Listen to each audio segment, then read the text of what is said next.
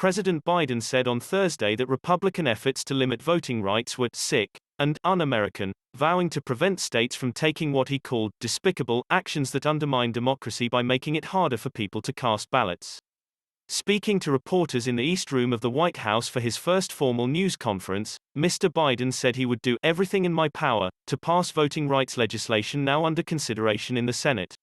But when asked about ending the Senate rule that requires 60 votes to approve most legislation, one of the biggest obstacles to the voting rights bill and much of the rest of his agenda, the president was more cautious, suggesting he was open to change but not committing himself to it.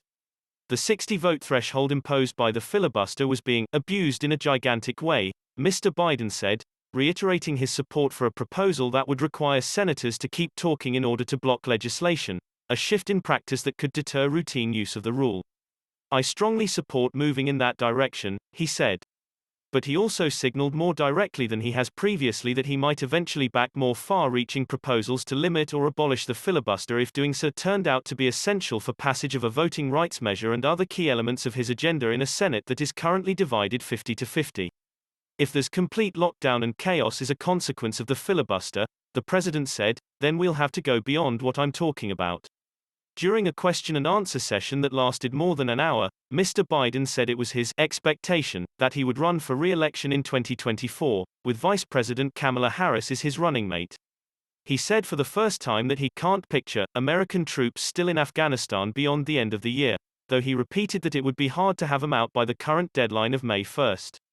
And he promoted his administration's progress in fighting the health and economic crises caused by the coronavirus pandemic, vowing to deliver 200 million vaccinations by the end of April, twice his previous pledge, even as the government also delivers a big new infusion of financial aid.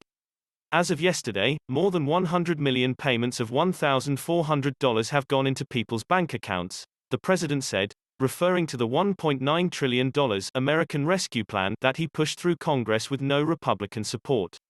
That's real money in people's pockets, bringing relief instantly, almost. And millions more will be getting their money very soon.